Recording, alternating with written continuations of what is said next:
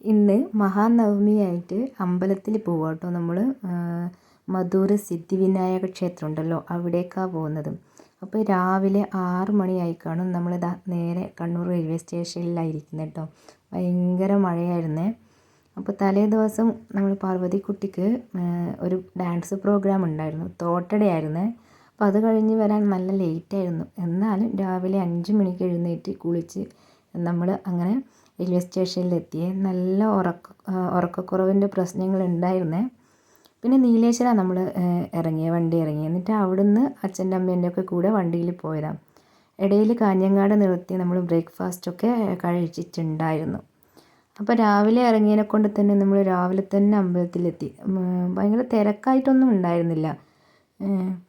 അപ്പോൾ ഇവിടുത്തെ പ്രധാന വഴിപാടെന്ന് പറയുന്നത് ഉണ്ണിയപ്പം അല്ലേ.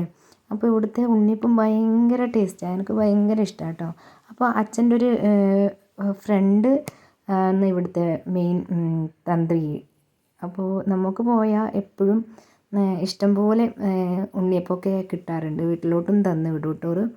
അപ്പോൾ എൻ്റെ മോള് കുഞ്ഞായിരുന്നപ്പോൾ ഓരോ വീട്ടിൽ നിന്നായിരുന്നു അവരാണ് മോൾക്ക് ഒരു നവഗ്രഹ പൂജ കഴിക്കാനുണ്ടായിരുന്നു. അപ്പോൾ ഓരോ ഇല്ലത്തു നിന്നാണ് നമ്മളത് പൂജ ചെയ്തിട്ടുണ്ടായിരുന്നത്. അപ്പോൾ അതിന് ശേഷം ഞാനും മോളും മൂന്നാമത്തെ മോളുണ്ടായതിന് ശേഷം മൂന്നാമത്തെ തവണ കേട്ടോ ഇവിടേക്ക് വരുന്നത്. എൻ്റെ ചെറുപ്പത്തിൽ എൻ്റെ എല്ലാ ബർത്ത്ഡേക്കും ഞാൻ ഈ അമ്പലത്തിൽ അച്ഛനും അമ്മയും എന്നെ കൂട്ടിയിട്ട് വരാറുണ്ടായിരുന്നു. അപ്പോൾ അവിടെയൊക്കെ അവിടുത്തെ ദർശനം കഴിഞ്ഞ് നമ്മൾ നേരെ വേറൊരു അമ്പലത്തിലേക്ക് പോയേ. ഇത് മുള്ളേരിയ എന്നുള്ള ഒരു സ്ഥലത്തെ അമ്പലം. അപ്പോൾ ഇവിടുത്തെ തന്ത്രി എന്ന് പറയുന്നത് അച്ഛൻ്റെ ഒരു ഫ്രണ്ടാണ് കേട്ടോ. അപ്പോൾ ഓറ് ഇപ്പോൾ ഈ അമ്പലത്തിലോട്ട് മാറ്റം കിട്ടിയിട്ട് അങ്ങനെ ഇവിടുത്തെ പൂജാരിയാണ്. അപ്പോൾ അച്ഛനെ കുറേ ആയി വിളിച്ചുകൊണ്ടിരിക്കുന്നത്. അമ്പലം പഞ്ചലിംഗേശ്വര ക്ഷേത്രം എന്ന് വെച്ചിട്ട്. അപ്പോൾ ഇവിടെ അങ്ങനെ നമ്മളെല്ലാവരും കൂടി ഇങ്ങോട്ടേക്ക് വന്നതാണ് കേട്ടോ. അവിടുന്ന് കുറച്ച് ദൂരമേ ഉള്ളൂ ഇങ്ങോട്ടേക്ക്. അപ്പോൾ ഈ അമ്പലം ഒരു പഴയ രീതിയിൽ ഇങ്ങനെ ഉള്ളൊരു അമ്പലം കേട്ടോ. ഇങ്ങനെ ടൈലോ അത് ഇതൊന്നും ഇല്ലാണ്ട് പണ്ടത്തെ പഴയത് എങ്ങനെയാണോ അതുപോലെ ഇങ്ങനെ ചാണകമൊക്കെ മെഴുകി നല്ല രസമാണ്. അമ്പലത്തിന് ചുറ്റും ഫുള്ള് കമുങ്ങും തോട്ടം കേട്ടോ. അപ്പം നല്ലൊരു തണുപ്പാണ്. ഇതാ കേട്ടോ അച്ഛൻ്റെ ഫ്രണ്ട് എന്ന് പറഞ്ഞ ഒരു തന്ത്രി ഉണ്ടല്ലോ, ഓറാട്ടോ ഇത്.